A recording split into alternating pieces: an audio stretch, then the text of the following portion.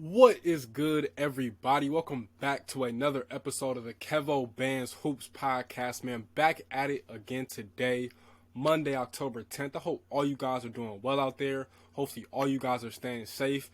And today, man, I just want to tell you guys the only competition you will ever have in this lifetime truly is the person that you were yesterday. Understand that life is all about evolving and ascending and trying to be the best version of yourself, not only for yourself, but for the people around you. Because as you evolve, the people around you are going to start to evolve too. Trust me, it's a domino effect. And so just keep trying to get better. And it's going to be some days, trust me, I know, where it just doesn't feel right. You feel like you took a step back. Forget about it. Today is always a different challenge. Tomorrow, always going to bring better. And so just stay the course. Keep trying to evolve and elevate. And everything is going to work itself out, man. But I hope all you guys are doing well. Hopefully all you guys are staying safe. Enjoy life for what it is, man. It's already pretty much the end of 2022. This year has absolutely flown by. So all the things that you've been procrastinating and setting to the side, try and get them done before the new year. Don't wait for the new year to come to start making New Year's revelations and different things like that. Do it now. Do what you need to do. And trust me, again, everything is going to work out exactly how it needs to be, man. But with that being said, I want to talk about one of the most interesting teams and probably the most interesting team in the NBA this season. Going into the season, I believe the season kicks off on the 18th, so we have about 8 days, a little bit over a week and a day from now. And that is the Cleveland Cavaliers. They have done a remarkable, a sensational job since the departure of LeBron James back in the summer of 2018, which has been 4 years now, going on 5. This has been one of the best rebuild jobs. Honestly, you can make a case that we've ever seen. And there's been some good rebuild jobs in the NBA, from the Pelicans down there in the boot. You got the Memphis Grizzlies have done a phenomenal job. The Milwaukee Bucks have been pretty good. But just sticking in Cleveland, what they have done is nothing short of remarkable. You got to give a lot of credit to Kobe Altman and the rest of that front office, because this has been a roster that has come a long way. Like, if we're being honest, they have come a long way. Like, getting Darius Garland back in 2019 was a huge pickup for them. He is one of my favorite players. He was the 5th pick in 2019 coming out of Vanderbilt. He was coming off a major injury that year too. People forget he only played, I think, maybe 1 to 2 games at Vandy before he got hurt and missed the rest of the season. And they still took a chance on him and saw the talent that he had and drafted him with the 5th overall pick. And if you don't know, like, in a minute, we are going to start talking about Darius Garland in the same breath that we talk about Trae Young, Ja Morant, and even to a certain extent Luka Doncic too. He is that good. With the ball in his hands, he's as fast as lightning. He literally has the best change of pace in the game. When it comes to floaters and just touch around the rim in general, he has it with his left or his right hand. Like, he can almost do everything. His favorite move is that step back between the leg move, where he literally puts the ball between his legs and then he steps back first. So between the legs, step back, like, it's almost unguardable. And just the way that he plays, again, the feel, the pace, his passing abilities are crazy. He can throw dimes with his left or his right hand. Like, he is insanely gifted when it comes to this basketball stuff. Like, people do not understand it. Last year was actually his first year in the NBA, averaging 20-plus points per game. And I promise you that's not going to be his last. And he is only going to get better and better and better. And he is going to take the league by storm, and people are going to start talking about him in a different light and breath, because this dude, man, has always been nice. It's a rare case for a dude's game to literally translate from high school to college to the NBA. Like, a lot of dudes that are in the NBA, they didn't do the same things that they did in college that they're doing in the NBA now. Like, some guys, they have to really reinvent themselves and take on a different role. Like, a lot of guys were probably the leading scorer on their team. Now they're asked to be on the NBA level, the leading rebounder, the leading assist guy, or the best defensive player on the team. Like, it's different things. Darius Garland has literally been one of the best bucket getters on every team that he's been on, and his game has not changed at all. That is a rare case. Now let's look at the rest of this roster. Evan Mobley, who they drafted with a 3rd overall pick in last year's draft, had a phenomenal rookie season. Arguably could have won Rookie of the Year had he not gotten hurt for the little bit of time that he did. I know he's dealing with the injury right now. I think they're saying he's going to be out for about a month. Evan Mobley, I'll tell you guys right now, and I've been saying this, but to me, the Chris Bosh comparisons were accurate in this effect. only on the defensive end. I did not agree with the Chris Bosh comparisons at all on the offensive end because Chris Bosh was like that, and I think people forget that. And if you did forget that, please go back and watch Chris Bosh in his heyday before he got with the Miami Heat, back when he was in Toronto. But defensively, Evan Mobley is on the trajectory to go down as one of the best defensive centers of all time. Like, he's like that. Like, at 7 feet, not only does he hold down the paint, and he is a big-time shot blocker when dudes try and put up shots in the paint against him, but when it comes to guarding screens and getting switched off on the guards and having to guard some of the top guards in the world in space, Evan Mobley is more than capable of doing that. He covers so much ground, so even if a guard does get a step by him and kind of blows by him, his recovery speed is something we have really never seen before in the NBA. Like, we've seen a couple guys have it, but he's able just doing it at a whole different level. And it's kind of crazy because the Cavs have two guys that are capable of doing that in Evan Mobley and Jared Allen, who's only 24 years old, but it feels like Jared Allen feels like he's been in the league for a long time, but he's literally only been in the league since, 2016, 2017 now, so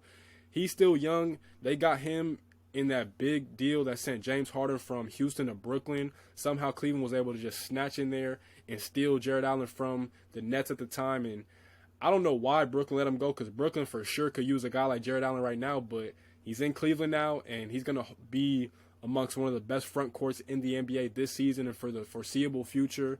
And again, like, the Cavs have been doing this the right way. You got other guys, they've been holding on to Kevin Love ever since, of course, the previous, tenure that they had with LeBron James. Ricky Rubio has been a revelation for them. Ricky Rubio was probably, you got to look at him and Tyus Jones, but Ricky Rubio was arguably the best backup point guard in the NBA last year before he tore his ACL. I think he's going to come back and help add on to this team a lot, because we're going to get to Donovan Mitchell, but people forget Ricky Rubio was with the Utah Jazz during Donovan's rookie season, and he really helped maximize Donovan's ability because he didn't put all the pressure of carrying an offense on Donovan, and he could be that true point guard, and he allowed Donovan to be that bucket getter / scorer that he is, and he will be doing the same thing in Cleveland. But the rest of the roster rounds itself out, like Cedi Osman, good solid role player.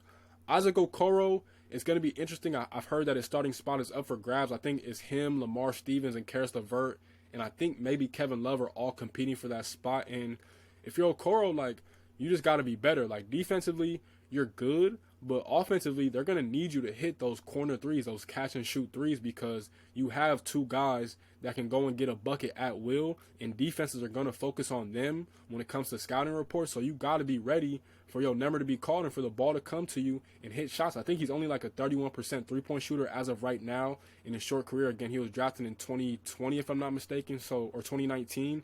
So he's got to be ready. He's just got to get better. This team, when you got drafted, the team was terrible. They weren't even thinking about the playoffs. They weren't thinking about being successful. But now the team has gotten better. So that means expectations have risen, and that means you have to evolve your game. And that, even if you weren't on a good team that was trying to win a championship, like, you still got to get better each and every single year. So I'm hoping Okoro figures it out. But, man, Karis LeVert is going to be an X factor for this team. I love Lamar Stevens out of Penn State. He's been a pretty good player for them. Like, they have guys that are going to shine in their roles. And that's all you want. If you're a coach, that's all you want your players to do is shine in your roles. And let me not forget about J.B. Bickerstaff, because he did a hell of a job last year. Even with the injuries, I know they didn't make it to the playoffs. They were in the play-in where they lost to Brooklyn in their first game. Then they lost to the Hawks on their home court, and that was the end of their season. But they showed signs of life, and J.B. Bickerstaff has been a huge part of this rebuild as well. So I want to make sure that J.B. Bickerstaff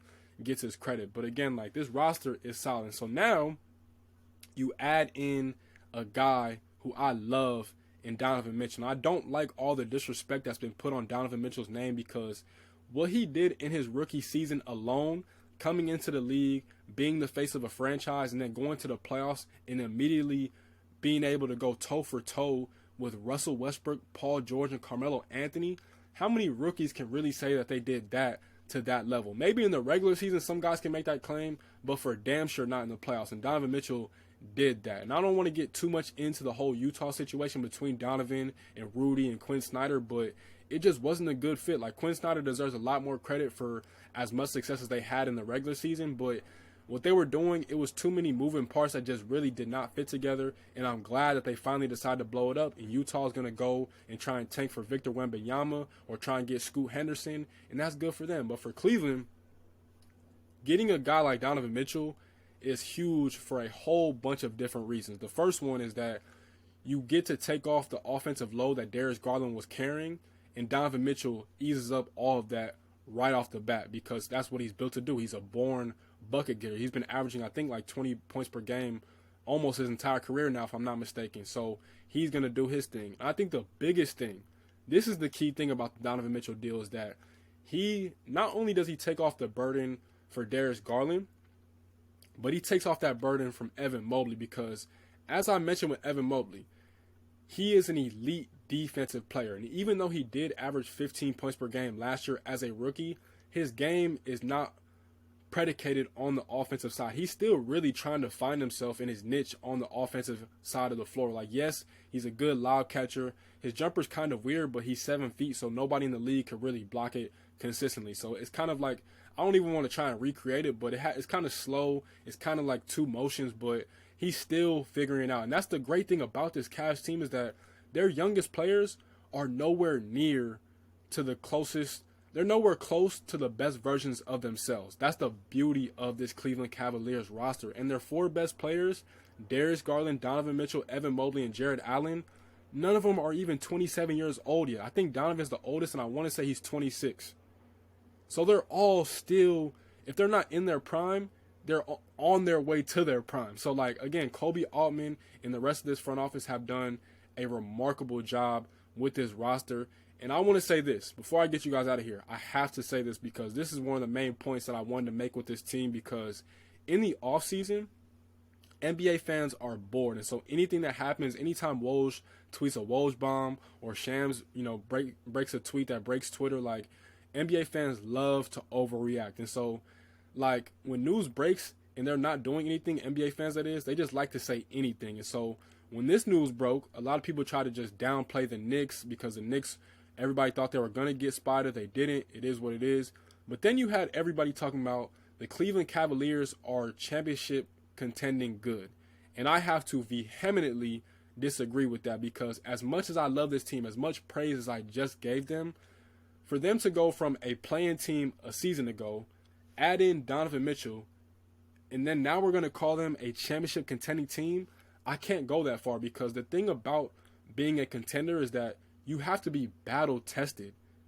That's the biggest thing. You have to be battle tested. Like, you have to go through the lumps that is the playoffs. The postseason is an entirely different game than the regular season. I wish NBA fans could understand that a lot more, because what you have to understand is that Darius Garland and Evan Mobley, they have not played in a 7-game series. They have not played in a Game 7. They have not beaten a team 4 times to advance to the next round. They don't know what that feeling is like. You have to understand that, like, even with the Memphis Grizzlies, they're still getting battle tested right now. We seen a couple years ago they went to the playoffs and they lost in 5 games to the Utah Jazz. This past year they go to the Western Conference semifinals and they lose in 6 to the Golden State Warriors. What I'm saying is, even though the Grizzlies are still young, they're getting battle tested. And so in a couple years down the line, when they do get to the Western Conference Finals or even the NBA Finals, we're going to look back on these past couple years and be like, okay, this is what it took for them to get there. They had to understand what it takes. They have to understand what you have to go through. They have to understand what your body goes through. They have to understand the preparation, the rest. All those different things go into this. And so for us to try and call the Cleveland Cavaliers a championship contending team, let's slow down, because if I'm being honest, it's 4 teams in the East that I can say for sure they are not better than. They are not better than the Milwaukee Bucks. They are not better than the Boston Celtics. They are not better than the Philadelphia 76ers. And I'm going to say it, but they are not better than my Miami Heat. You can say I'm biased, but I'm being realistic. You know why? Because my Heat, with the core that they have right now, have been to multiple Eastern Conference Finals, meaning they know how to have success in the postseason. The Cavaliers have not shown that yet, and that's my only thing. And so Donovan's going to help them with that. Of course, K-Love has that experience. Ricky Rubio has that experience. But it comes down to your 2 best players, your foundational players in Evan Mobley and Darius Garland.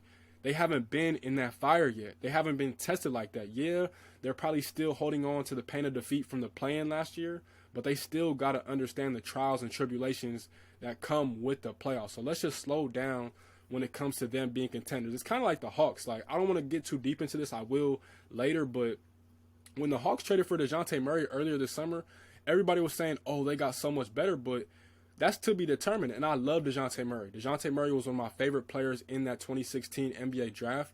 But if we're being honest, like, DeJounte Murray does not solve a lot of the problems that the Atlanta Hawks faced last year against my Miami Heat when they lost in 5 games. Does he help them? For sure. I'm not denying that at all. But does he address their biggest needs is an entirely different question. I don't think he does. Personally, I think he helps in different areas. I think he's going to make Trae Young's life a little bit easier and everybody else's, but he doesn't solve some of their biggest issues, in my opinion. I could be wrong.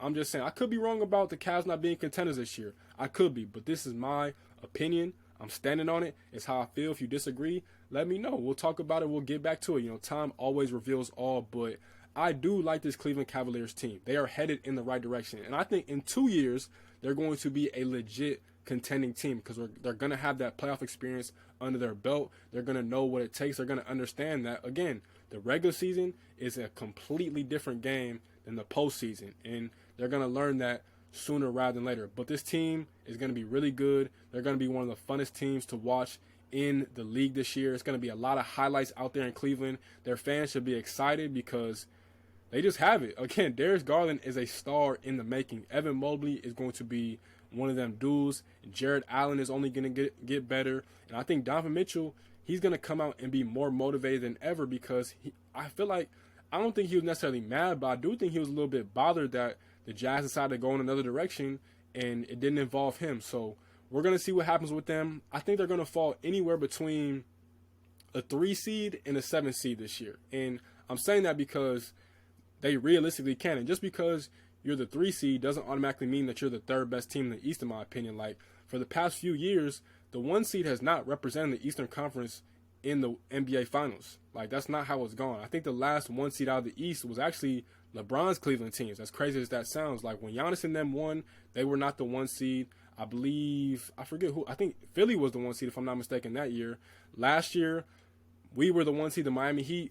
Boston beat us. So just because you're the 1 seed does not mean that you're the top dog. It just means that you know how to have success in the regular season. But again, I'll say it one more time, the regular season is completely different from the postseason. But man, I'm going to get you guys out of here. I do like the Cleveland Cavaliers. I don't want to make it seem like I'm bashing them. I'm just saying slow down when it comes to labeling them as contenders. They will be in a couple years, but not right now. They still got to figure it out. They got to understand where they're going, who they are, and how to play together. But as always, if you made this far, I appreciate you guys. Please like, comment, subscribe, rate, review, and share. And if you listen to my podcast on Apple Podcasts, please leave a rate and review. That is how we share, grow, and expand the pod. As always, you guys be easy out there. Stay safe. Enjoy your week. Keep grinding and keep evolving. With that being said, peace and love. Gone.